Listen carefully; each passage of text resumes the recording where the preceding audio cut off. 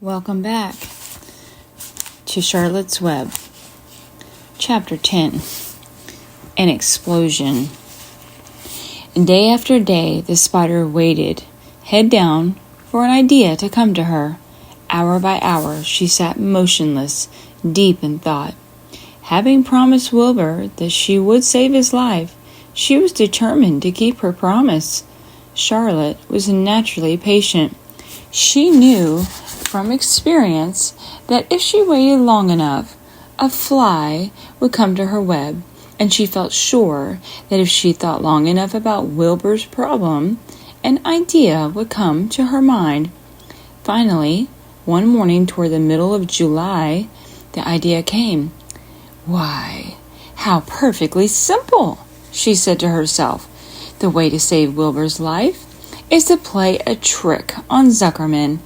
If I can fool a bug," thought Charlotte, "I can surely fool a man. People are not as smart as bugs." Wilbur walked into his yard just at that moment. "What are you thinking about, Charlotte?" he asked. "I was just thinking," said the spider, "that people are very gullible." "What does gullible mean?" "Easy to fool," said Charlotte. "That's a mercy," replied Wilbur, as he lay down in the shade of his fence and went fast asleep.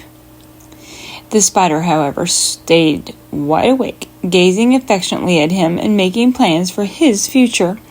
Summer was half gone. She knew she didn't have much time. That morning, just as Wilbur fell asleep, Avery Arable wandered into the Zuckerman's front yard, followed by Fern. Avery carried a live frog in his hand. Fern had a crown of daisies in her hair. The children ran for the kitchen. "Just in time for a piece of blueberry pie," said Mrs. Zuckerman. "Look at my frog," said Avery, placing the frog on the drain board and holding out his hand for pie. "Take that thing out of here," said Mrs. Zuckerman. "He's hot," said Fern. "He's almost dead, that frog." "He is not," said Avery. "He lets me scratch him between the eyes." The frog jumped and landed in Mrs. Zuckerman's dishpan full of soapy water. "You're getting your pie on you," said Fern. "Can I look for eggs in the hen house, Aunt Edith?" "Run outdoors, both of you, and don't bother the hens." "It's getting all over everything," shouted Fern. "His pie is all over his front." "Come on, frog," cried Avery. He scooped up his frog. The frog kicked, splashing soapy water onto the blueberry pie. "Another crisis," groaned Fern. "Let's swing in the swing," said Avery. The children ran to the barn. Mr. Zuckerman had the best swing in the county. It was a single long piece of heavy rope tied to the beam over the north doorway. At the bottom end of the rope was a fat knot to sit on. It was arranged so you could swing without being pushed. You climbed a ladder to the hayloft. Then, holding the rope, you stood at the edge and looked down and were scared and dizzy. Then you straddled the knot so that it acted as a seat. Then you got up all your nerve, took a deep breath, and jumped. For a second, you seemed to be falling to the barn floor far below, but then suddenly the rope would begin to catch you, and you would sail through the barn door going a mile a minute, with the wind whistling in your eyes and ears and hair. Then you would zoom upward into the sky and look up at the clouds, and the rope would twist, and you would twist and turn with the rope. Then you would drop down, down, down out of the sky and come sailing back into the barn, almost in the hayloft. Then sail out again, not quite so far this time. Then in again, not quite so high. Then out again, then in again, then out, then in. And then you jump off and fall down and let somebody else try it. Mothers for miles around worried about Zuckerman's swing. They feared some child would fall off, but no child ever did. Children almost always hang on to things tighter than their parents think they will. Avery put the frog in his pocket and climbed to the hayloft. "The last time I swung in the swing, I almost crashed into a barn swallow," he yelled. "Take that frog out," ordered Fern. Avery straddled the rope and jumped. He sailed out through the door, frog and all, and into the sky, frog and all. Then he sailed back into the barn. "Your tongue is purple," screamed Fern. "So is yours," cried Avery, sailing out again with the frog. "I have hay inside my dress. It itches," called Fern. "Scratch it," yelled Avery as he sailed back. "It's my turn," said Fern. "Jump off." "Fern's got the itch," sang Avery. When he jumped off, he threw the swing up to his sister. She shut her eyes tight and jumped. She felt the dizzy drop, then the supporting lift of the swing. When she opened her eyes, she was looking up into the blue sky and was about to fly back through the door. They took turns for an hour. When the children grew tired of swinging, they went down toward the pasture and picked wild raspberries and ate them. Their tongues turned from purple to red. Fern bit into a raspberry that had a bad-tasting bug inside it and got discouraged. Avery found an empty candy box and put his frog in it. The frog seemed tired after his morning in the swing. The children walked slowly up toward the barn. They too were tired and hardly had energy enough to walk. "Let's build a tree house," suggested Avery. "I want to live in a tree with my frog." "I'm going to visit Wilbur," Fern announced. They climbed the fence into the lane and walked lazily toward the pig pen. Wilbur heard them coming and got up. Avery noticed the spider web, and coming closer, he saw Charlotte. "Hey, look at that big spider," he said. "It's tremendous." "Leave it alone," commanded Fern. "You've got a frog. Isn't that enough?"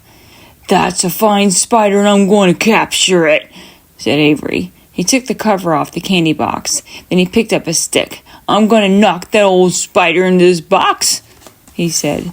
Wilbur's heart almost stopped when he saw what was going on. This might be the end of Charlotte, if the boys succeeded in catching her. "You stop it, Avery," cried Fern. Avery put one leg over the fence of the pig pen. He was just about to raise his stick to hit Charlotte when he lost his balance. He swayed and toppled and landed on the edge of Wilbur's trough. The trough tipped up and then came down with a slap. The goose egg was right underneath. There was a dull explosion as the egg broke, and then a horrible smell. Fern screamed, "Oh!" Avery jumped to his feet. The air was filled with the terrible gases and smells from the rotten egg. Templeton, who had been resting in his home, scuttled away into the barn. "Good night!" screamed Avery. "Good night! What a stink! Let's get out of here!" Fern was crying. She held her nose and ran toward the house. Avery ran after her, holding his nose. Charlotte felt greatly relieved to see him go. It had been a narrow escape. Later on that morning, the animals came up from the pasture. The sheep, the lambs, the gander, the goose, and 7 goslings. There were many complaints about the awful smell, and Wilbur had to tell the story over and over again of how the Arable boy had tried to capture Charlotte and how the smell of the broken egg drove him away just in time.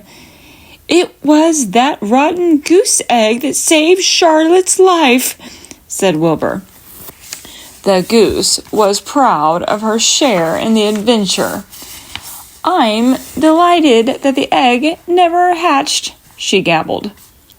Templeton, of course, was miserable over the loss of his beloved egg, but he couldn't resist boasting. "It pays to save things," he said in his surly voice. "A rat never knows when something's going to come in handy.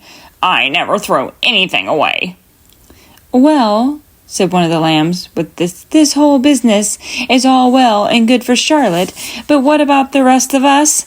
The smell is unbearable. Who wants to live in a barn that is perfumed with rotten egg?" "Don't worry, you'll get used to it," said Templeton. He sat up and pulled wisely at his long whiskers, then crept away to pay a visit to the dump. When Lurvy showed up at lunchtime carrying a pail of food for Wilbur, he stopped short of a few paces from the pig pen. He sniffed the air and made a face. "What in thunder?" he said, setting the pail down. He picked up the stick that Avery had dropped and pried the trough up. "Rats," he said. "Phew! I might have known a rat would make a nest under this trough. How I hate a rat." And Lurvy dragged Wilbur's trough across the yard and kicked some dirt into the rat's nest, burying the broken egg and all Templeton's other possessions. Then he picked up the pail. Wilbur stood in the trough, drooling with hunger. Lurvy poured. The slops ran creamily down around the pig's eyes and ears. Wilbur grunted. He gulped and sucked and gulped, making swishing and swooshing noises, anxious to get everything at once. It was a delicious meal. Skim milk, wheat middlings, leftover pancakes, half a donut, the rind of a summer squash, 2 pieces of stale toast, a third of a ginger snap, a fishtail, 1 orange peel, several noodles from a noodle soup, the scum off a cup of cocoa, an ancient jelly roll, a strip of paper from the lining of the garbage pail, and a spoonful of raspberry jello. Wilbur ate heartily. He planned to leave a half noodle and a few drops of milk for Templeton. Then he remembered that the rat had been useful in saving Charlotte's life, and that Charlotte was trying to save his life, so he left a whole noodle instead of a half. Then, now that broken egg was buried, the air cleared and the barn smelled good again. The afternoon passed and evening came. Shadows lengthened. The cool and kindly breath of evening entered through the doors and windows. Astride her web, Charlotte sat moodily, eating a horsefly and thinking about the future. After a while, she bestirred herself. She descended to the center of the web. There she began to cut some of her lines. She worked slowly but steadily while the other creatures drowsed. None of the others, not even the goose, noticed that she was at work. Deep in his soft bed, Wilbur snoozed. Over in their favorite corner, the goslings whistled a night song. Charlotte tore quite a section out of her web, leaving an open space in the middle. Then she started weaving something to take the place of the threads she had removed. When Templeton got back from the dump around midnight, the spider was still at work. Chapter 11. The Miracle. The next day was foggy.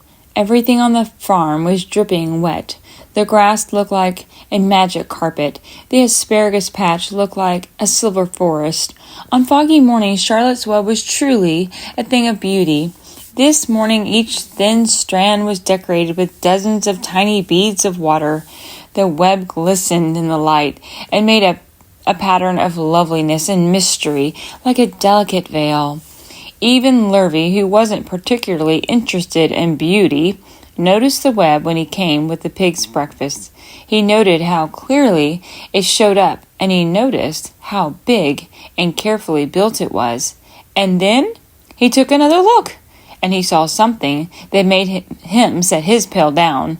There in the center of the web, nearly woven in block letters, was a message. It said, "Some pig." Lurvy felt weak. He brushed his hand across his eyes and stared harder at Charlotte's web. "I'm seeing things," he whispered. He dropped to his knees and uttered a short prayer. Then, forgetting all about Wilbur's breakfast, he walked back to the house and called Mr. Zuckerman. "I think you'd better come down to the pig pen," he said. "What's the trouble?" asked Mr. Zuckerman. "Anything wrong with the pig?" No, not exactly," said Lurvy. "Come and see for yourself." The 2 men walked silently down to Wilbur's yard. Lurvy pointed to the spider's web. "Do you see what I see?" he asked. Zuckerman stared at the writing on the web. Then he murmured the words, "Some pig?" Then he looked at Lurvy. Then they both began to tremble. Charlotte, sleepy after her night's exertion, smiled as she watched. Wilbur came and stood directly under the web. "Some pig," muttered Lurvy in a low voice. "Some pig," whispered Mr. Zuckerman. They stared and stared for a long time at Wilbur. Then they stared at Charlotte. "You don't suppose that spider—" began Mr. Zuckerman, but he shook his head and didn't finish the sentence. Instead, he walked solemnly back up to the house and spoke to his wife. "Edith, something's happened," he said in a weak voice. He went into the living room and sat down, and Mrs. Zuckerman followed. "I've got something to tell you, Edith," he said. "You'd better sit down." Mrs. Zuckerman sank in a chair. She looked pale and frightened. "Edith," he said, trying to keep his voice steady, "I think you'd best be told that we have a very unusual pig." A look of complete bewilderment came over Mrs. Zuckerman's face. "Homer Zuckerman, what in the world are you talking about?" she said. "This is a very serious thing, Edith," he replied. "Our pig is completely out of the ordinary." "What's unusual about the pig?" asked Mrs. Zuckerman, who was beginning to recover from her scare. "Well, I don't really know yet," said Mr. Zuckerman. "But we have received a sign, Edith, a mysterious sign. A miracle's happened on this farm. There is a large spider's web in the doorway of the barn cellar, right over the pig pen. And when Lurvy went to feed the pig this morning, he noticed the web because it was foggy. And you know how a spider's web looks very distinct in a fog. And right spang in the middle on the web, there were the words, 'Some pig.' The words were woven right into the web. They were actually part of the web. Edith, I know, because I have been down there and seen them. It says 'Some pig,' just as clear can be. There can be no mistake about it.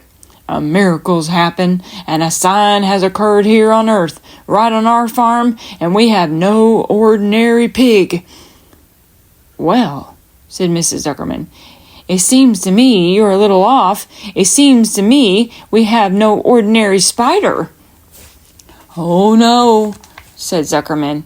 "It's the pig that's unusual. It says so right there in the middle of the web." "Maybe so," said Mrs. Zuckerman. "Just the same, I intend to have a look at that spider." "It's just a common gray spider," said Zuckerman. They got up, and together they walked down to Wilbur's yard. "You see, Edith, it's just a common gray spider." Wilbur was pleased to receive so much attention. Lurvy was still standing there, and Mr. and Mrs. Zuckerman, all three, stood for an hour, reading the words on the web over and over and watching Wilbur. Charlotte was delighted with the way her trick was working. She sat without moving a muscle and listened to the conversation of the people. When a small fly blundered into her web just beyond the word pig, Charlotte dropped quickly down, rolled the fly up, and carried it out of the way. After a while, the fog lifted, the web dried off, and the words didn't show up so plainly. The Zuckermans and Lurvy walked back to the house. Just before they left the pig pen, Mr. Zuckerman took one last look at Wilbur. "You know," he said, in an important voice, "I've thought all along that pig of ours was an extra good one. He's a solid pig. That pig is as solid as they come. You notice how solid he is around the shoulders, Lurvy?" Sure I do," said Lurvy. "I've always noticed that pig. He's quite a pig." "He's long and he's smooth," said Zuckerman. "That's right," agreed Lurvy. "He's as smooth as they come. He's some pig." When Mr. Zuckerman got back to the house, he took off his work clothes and put on his best suit. Then he got into his car, and drove to the minister's house. He stayed for an hour, explaining to the minister that a miracle had happened on the farm. "So far," said Zuckerman, "only 4 people on earth know about this miracle. Myself, my wife Edith, my hired man Lurvy, and you." "Don't tell anybody else," said the minister. "We don't know what it means yet, but perhaps if I give thought to it, I can explain it in my sermon next Sunday. There can be no doubt that you have a most unusual pig. I intend to speak about it in my sermon and point out the fact that this community has been visited with a wondrous animal. By the way, does the pig have a name?" "Why, yes," said Mr. Zuckerman. "My little niece calls him Wilbur. She's a rather queer child, full of, notions. She raised the pig on a bottle and bought him from her, and I bought him from her when he was a month old." He shook hands with the minister and left. Secrets are hard to keep. Long before Sunday came, the news spread all over the county. Everybody knew that a sign had appeared in a spider's web on the Zuckerman's place. Everybody knew that the Zuckermans had a wondrous pig. People came from miles around to look at Wilbur and read the words on Charlotte's Web. The Zuckermans' driveway was full of cars and trucks from morning till night. Fords and Chevys and Buick Roadmasters and GMC pickups and Plymouths and Studebakers and Packards and DeSotos with Gyromatic transmissions and Oldsmobiles with rocket engines and Jeep station wagons and Pontiacs. The news of the wonderful pig spread clear up into the hills, and farmers came rattling down in buggies and buckboards to stand hour after hour at Wilbur's pen, admiring the miraculous animal.